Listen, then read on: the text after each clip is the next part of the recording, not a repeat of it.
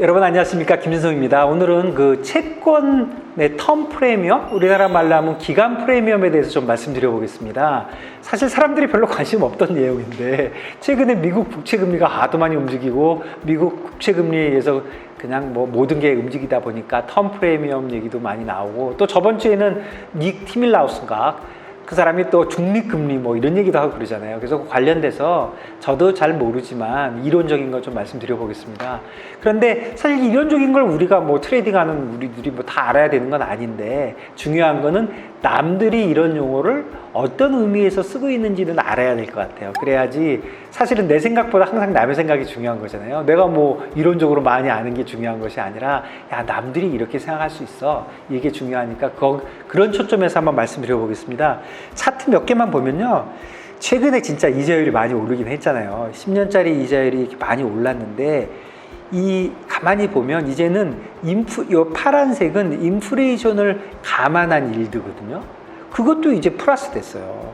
플러스 2% 근처에 있습니다. 최근에 뭐 21년부터 해서 이렇게 많이 올랐어요. 그러니까 이자율이 많이 오르긴 한 거예요. 10년짜리 일드는 제가 몇 번 말씀드린 대로 미국의 실질금리입니다. 정책금리, 실질금리 이렇게 나눠보면 실질금리라는 거는 실제로 시장을 움직이는 금리예요.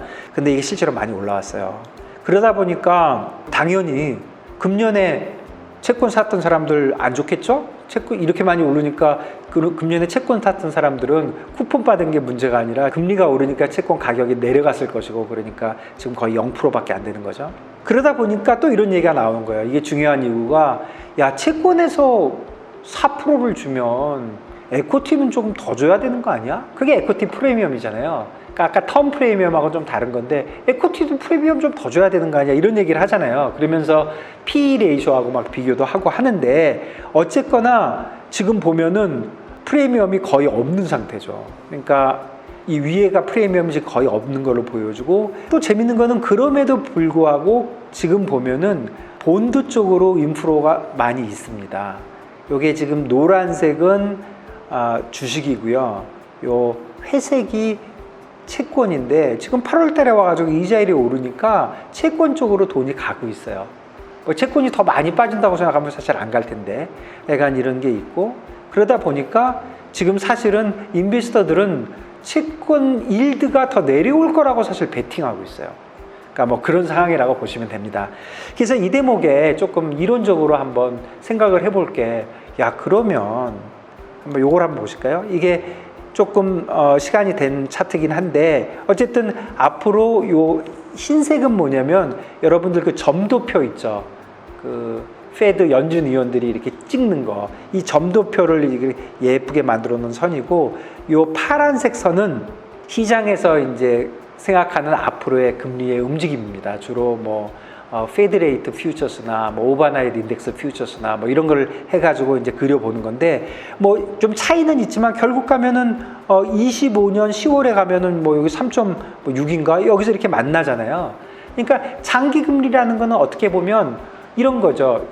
1년짜리 금리가 1%고 2년짜리 금리가 2%면 1년 후에 2년짜리 금리는 3%겠죠. 그래야지 평균 내면 1%, 3% 되면 2년짜리가 2% 되는 거잖아요. 그러니까 장기 금리는 어떻게 단순하게 보면은 그냥 단기 금리를 예측치다 이렇게 볼 수 있는 거죠. 사실은 계산을 해보면. 그러니까 세상에 금리가 딱 두 개밖에 없다고 생각을 해보세요. 3개월짜리 금리하고 10년짜리 금리 딱 두 개밖에 없다고 하면, 그러면 3개월짜리 금리는 정책 금리에 의해서 그냥 결정이 된다고 보고, 3개월짜리 뭐 트레저리 빌은 거의 뭐 정책금리와 거의 같거든요.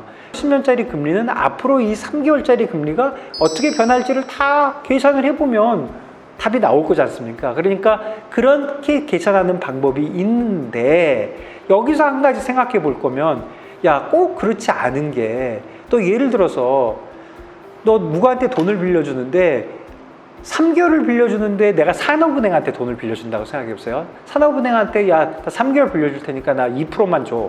이게 해피하긴 한데, 산업은행이 그런데 나 10년 빌려줘. 그럼 2%에 빌려줄 수 있을까요? 이자율은 안 움직인다고 생각해도 두 가지 때문에 조금 더 주면 안 돼 하고 물어볼 거예요. 그 두 가지가 뭐냐면, 첫 번째는 신용이에요. 야, 산업은행이 10년 내에 망할 수도 있잖아요. 1년은 3개월은 안 망할 것 같은데 10년 내에는 망할 수도 있잖아요. 그러니까 신용에 대한 프리미엄을 좀 줬으면 좋겠는데 이런 게 있고, 또 산업은행한테 내가 돈을 빌려줬는데 내가 이자율은 문제가 아닌데 내가 2년쯤 있다가 돈 쓸 일이 생겼어. 그런데 그 돈을 회수할 수가 어렵잖아요. 그러니까 유동성이 있으니까 이 두 가지에 대해서 프리미엄을 달라. 그런 게 이제 사실은 기간 프리미엄, 텀 프리미엄이에요. 그러면 그게 얼마가 돼야 되느냐? 그거는 좀 잘 모르는 거죠. 근데 최근에 지금 나온 얘기에 중립금리라는 말이 있잖아요. 남들 쓰는 그 말하고는 좀 다른 거예요. 중립금리는 뭐냐면 그냥 아까 페이드 펀드 이 점 찍은 거, 이런 거 점 찍을 때 그 롱거런이라고 제일 뒤에 찍어 놓는 거 하나 있죠. 2.5% 이렇게 써 있는 거. 그게 중립금리라는 게 뭐냐면 뭔가 중립한다는 거잖아요.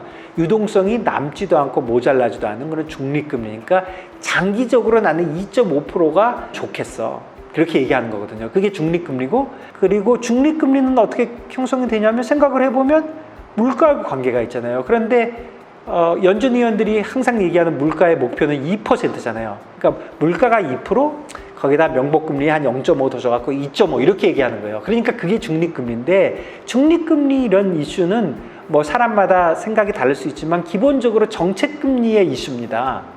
정책금리를 어떻게 할 건가의 문제예요. 그러니까 아까 얘기한 대로 장기금리, 10년짜리 금리는 두 가지의 펑션인데, 하나는 정책금리가 어떻게 변할 거냐, 앞으로 이자율이 단기금리가 어떻게 변할 거냐는 게 하나, 두 번째는 리스크 프리미엄, 아까 같은 텀 프리미엄을 얼마로 결정한 것인가의 두 가지의 문제인데, 이 첫 번째 단기금리에 관련된 게 중립금리예요. 그러니까 그걸 헷갈리실 필요는 없고, 그렇게 좀 단순하게 나누는 게 좋거든요. 그러니까 이렇게 단순하게 나눠서 생각해야 된다는 거고요.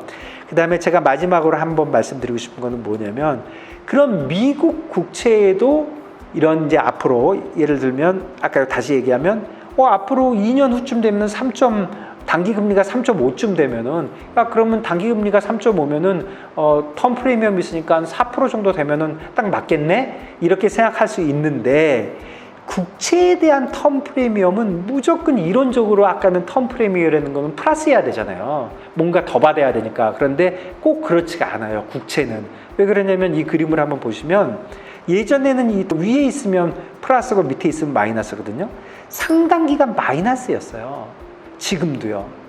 왜 그러냐면 생각을 해보세요. 아까 제가 텀 프리미엄은 두 가지 이슈라고 그랬잖아요. 하나는 신용, 하나는 유동성인데, 미국 국채만 달랑 띄워놓고 보면 신용에 대한 프리미엄을 꼭 더 받아야 되나요? 미국 정부가 3개월 일단은 주는데 10년에는 안 줄 것 같은가요? 그렇진 않잖아요. 그 다음에 두 번째 유동성도 국채를 사놓으면 뭐 이자율의 문제는 있겠지만 내가 언제든지 팔 수 있잖아요. 그러니까 결국 이 두 가지가 국채에 대해서는 그렇게 먹히는 소리가 아니다. 이거 세 번째, 이건 좀 제 개인적인 생각인데, 어카운팅에 관련돼 가지고 무슨 뭐 AA, 싱글 A 이러면서 요즘은 디리버티브가 하도 복잡하니까 신용 관련돼서 어떤 AA나 싱글 A를 사게 되면 자본을 확충해야 되는 거, 자본을 더 늘려야 되는 그런 이슈들이 있거든요. 그렇다고 보면 국채를 사고 있으면 그런 문제가 안 생기니까 그런 데서 이득이 약간 있어요. 어카운팅상. 그런 이득을 보여주는 게, 우리가 이자율을 낮을 때 독일 채권 같은 게 마이너스가 나잖아요. 일본 국채도 마이너스가 나잖아요. 이자율이 마이너스가 말이 됩니까? 내가 남한테 돈을 빌려주고 내가 이자도 주는 건데. 그런데 그런 일이 벌어지는 이유는 그런 신용에 관련된 디리버티브 관련돼 가지고 국채는 어떤 더 그런 이득이 있거든요. 장기채라고 할지라도. 그렇다면 과연 미국 국채에 이런 롱텀 프리미엄이 별로 없는 거죠. 텀 프리미엄이. 그렇다면은 앞으로 단기 이자율이 변화가 3.2가 됐을 때, 3.5가 됐을 때 2년 후에, 3년 후에 10년짜리 채권의 금리는 얼마일까 하고 생각할 때 그 텀 프리미엄에 대해서 여러분들 잘 생각해 봐야 된다는 거죠. 왜 중요하냐면 10년짜리는 길기 때문에 2년이 지나도 8년이나 남아 있어요. 그러니까 그때 금리도 중요하거든요. 그때 어떻게 텀 프리미엄이 형성되어 있을까? 그럴 때 물론 정답은 없지만 이론적으로 잘 구별을 해야 된다. 그리고 뭐 물론 이런 것도 있어요. 지금 국채금리가 4%다. 그러면 텀 프리미엄은 얼마고 이자율에 대한 예측은 얼마냐? 그걸 어떻게 이렇게 마음대로 계산하느냐? 저도 잘 모르겠어요. 그런데 그 디리버티브들이 많으니까 그런 걸 쭉 계산해 봤을 때 거기하고 벌어지는 걸로 하고 있고, 요거 골드만삭스가 만든 거거든요. 그리고 뭐 이름도 굉장히 긴 모델 이름을 쓴 걸로 봐서 나름대로는 그런 거를 감안해서 한다고 보게 돼 있고, 또 이론적으로는 국채에 대해서는 이런 텀 프리미엄이 과연 있어야 되느냐 하는 그런 의문도 저는 개인적으로 들고 해서 그런 거를 종합적으로 봐야 된다. 그 다음에 정책금리, 그 다음에 뭐 텀 프리미엄 이런 얘기 나올 때, 중립금리 뭐 이런 얘기 나올 때 조금 구분해서 들으시면 이해하는 데 더 편할 것 같다, 그런 말씀 드립니다.